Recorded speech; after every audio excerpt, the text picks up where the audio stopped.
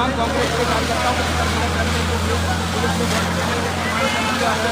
वो बॉडी कैमरे के माध्यम से तमाम कार्यकर्ताओं को गिराया जा रहा है और कार्यकर्ताओं पर दोस्तों, मोदी सरकार का विरोध अब तेज होता हुआ नजर आ रहा है, क्योंकि अब देश का जेनजी, क्योंकि अब देश के युवाओं ने कैसे सीएम हाउस घेरना शुरू कर दिया, किस तरीके से मुख्यालयों को घेरना अब शुरू कर दिया है। दोस्तों, सड़कों पर लगातार बवाल है, एक के बाद एक तस्वीर निकल कर आ रही है। युवाओं की सीधी सी मांग है कि भाई शिक्षा मंत्री धर्मेंद्र प्रधान का इस्तीफा होना चाहिए। और युवा और इस देश का जेनजी अब सड़कों पर उतरा है तो पीछे हटने का नाम नहीं ले रहा। सबसे मुख्य रूप से देखने को मिल रहा है कि पीछे हटने का नाम इस देश का जेनजी नहीं ले रहा है, और ये साफ कह चुका है कि जब तक इस्तीफा नहीं होगा, जब तक एनटीए को बैन नहीं किया जाएगा, जब तक सिस्टम नहीं बदलता, जब तक पेपर माफियाओं को कड़ी से कड़ी सजा नहीं मिलती, तब तक सड़कों पर यूं ही बवाल मचा रहेगा। दोस्तों, इस देश का जेनजी अब उतरा है ना तो पीछे हटने का नाम नहीं ले रहा, और यही सरकार के लिए एक ऐसी आफत बन चुकी है कि सरकार अब समझ नहीं पा रही आखिरकार उन्हें क्या करना है। एक बार फिर से उस तरीके की तस्वीरें निकल कर आई कि कैसे इस देश का युवा सड़कों पर है, जिस पर पानी की बौछारें डाली जा रही है। आप सोच कर देखिए, इस देश का जेनजी जो है ना दोस्तों, इस देश के तमाम युवा जो आप देख रहे हैं, ये क्या कर रहे हैं सड़कों पर, ये किस तरीके से सड़कों पर सिर्फ अपने जो उनके साथ अन्याय हुआ है उसकी लड़ाई लड़ रहे हैं, अपने न्याय का हक छीनने के लिए यहाँ पर बैठे हैं। पर देखिए, ये डरी हुई सरकार ने आखिरकार क्या किया, इतनी फोर्स लगा दी। आप यहाँ पर बैरिगेटिंग देख लीजिए, इतनी लेयर में बैरिगेटिंग कर दी है, इतनी फोर्स लगा दी गई है कि मतलब कि युवाओं को रोकने के लिए इतना भयभीत, इतनी डरी हुई सरकार की युवाओं को रोकने के लिए आपने पानी की बौछारें डालनी शुरू कर दी। पानी की बौछारों का इस्तेमाल किया जा रहा है उनको पीछे हटाने के लिए।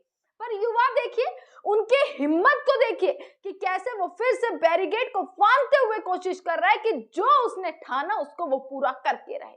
दोस्तों, भोपाल से तस्वीरें आई हैं, सीएम हाउस का घेराव करने की कोशिश लगातार युवाओं ने करी, और किस तरीके से उन पर पानी की बौछारें डाली जा रही हैं, किस तरीके से इतनी लेयरिंग करके बैरिकेड की लगा दी गई है ताकि युवाओं को रोक सके।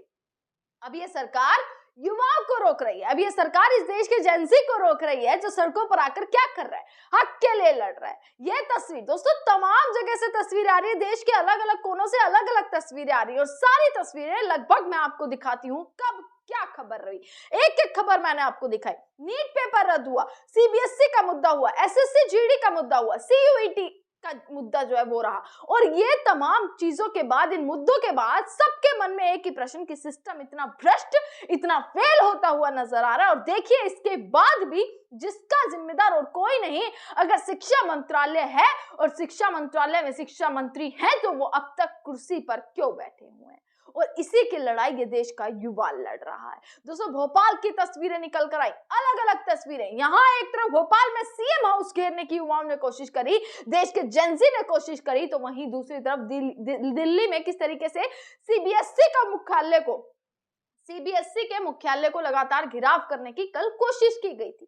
एनएसयूआई लगातार लगी हुई है दोस्तों, कांग्रेस लगातार लगी हुई है, विपक्ष जोरदार प्रदर्शन करती हुई नजर आ रही है, और साफ विपक्ष की तरफ से कह दिया गया है, एनएसयूआई की तरफ से साफ कह दिया गया है कि तमाम जो लाखों में युवा उनके साथ जुड़ रहे हैं, अब वो युवा भी पीछे नहीं हटने वाले हैं। जो मांग उनकी है, वो मांग अब की बार सिर्फ मनवाएंगे नहीं, बल्कि अपने मांग को, अपने हक को अब की बार छीन कर सड़क से पीछे की तरफ हटेंगे।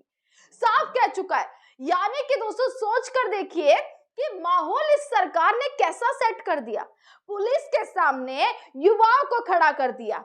और दूसरी एक बात बताती हूँ, ये भोपाल की तस्वीरें जो आई है ना मध्य प्रदेश की, कि युवाओं को रोकने के लिए पानी की बौछारें डाली जा रही हैं, पर सोचिए किस तरीके से मध्य प्रदेश के इंदौर में पानी के लिए, बूंद बूंद के लिए लोग तरसते हुए नजर आ रहे हैं। पूरा आंदोलन हो गया। आपको मैं एक वीडियो दिखाती हूँ, वीडियो भी देखिएगा आप, किस तरीके से लोगों का पूरा हुजूम निकलता हुआ नजर आ रहा है।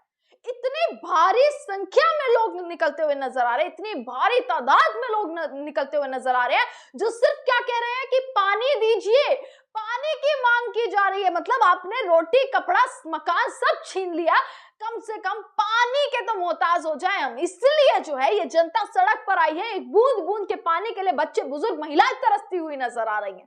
और देखिए कि कैसे युवाओं को रोकने के लिए पानी की बौछारें की जा रही हैं। सबसे बड़ी गजब की बात तो ये हो जाती है कि देखिए युवाओं को रोकने के लिए पूरे इनके पास पानी की पूरी व्यवस्था है, पर ये कैसे जो है देश की जनता पानी के लिए तरस रही है। उत्तराखंड से अलग तस्वीरें आ रही है, मध्य प्रदेश इंदौर से अलग तस्वीरें आई कि पानी की बूंद के लिए लोग तरसते जा रहे हैं। उनके लिए पानी का इंतजाम ये सरकार नहीं करा पा रही। पहले भी खबर आई थी दूषित पानी पीने से तमाम लोगों की मौत हो गई थी, वो भी मध्य प्रदेश से आई थी। और अब पानी नहीं मिल रहा, पानी नसीब नहीं हो रहा, गंदा पानी पीना पड़ रहा है, उसके लिए लोग सड़कों पर आए। तो कैसे देखिए युवाओं को रोका जा रहा है पानी की बौछारों से, बैरिकेटिंग कर कर। पर दोस्तों ये देश का युवा ना, ये देश का जेनजी जब ठान लेता है कि उसे कुछ करना है, उसे उसके साथ अन्याय हुआ है, जब तक उसे नहीं पता कि उसके साथ क्या हो रहा है तब तक अलग बात, पर जब उसे ये पता लगा, जब झेला इस देश के युवाओं ने, जेनजी ने, चाहे वो नीट के लाखों बच्चे हों, वो सीबीएसई के लाखों छात्र हों, वो सीयूईटी के लाखों बच्चे हों, वो एसएससी जीडी के तमाम हजारों छात्रों, लाखों छात्रों, अब ये सब समझ चुके हैं। और सब कैसे जो है विपक्ष एक सबसे बड़ी ताकत इनकी बनकर जो है उभरता हुआ नजर आ रहा है। विपक्ष किस तरीके से, राहुल गांधी खास तौर पर कैसे नजर आ रहे हैं इनका समर्थन करते हुए, लगातार मीटिंग्स कर रहे हैं राहुल गांधी। 12th के छात्रों से मुलाकात करी, अभी वेदांत जो है जिसने सीबीएसई का पूरा बेनकाब किया रीवैल्यूएशन प्रोसेस को, उनके साथ राहुल गांधी ने मुलाकात करी और कैसे उनको पाकिस्तानी फंडिंग ये सारी चीजें कहते हुए नजर आ रही है हमारे देश के तमाम एंकर्स, और कैसे वो भाजपा के तमाम अंधभक्तों की टोली जिसने विरोध किया, एक 12वीं के बच्चे को, एक 17 साल के बच्चे को भी पाकिस्तानी घोषित कर दिया गया। दोस्तों सोच कर देखिए ये हाल ना इस देश में चल रहा है, ये हाल देश के जेनजी का हो चुका है। हर दिन खबर आ रही है निकलकर, सुप्रीम कोर्ट तक मामला चला गया।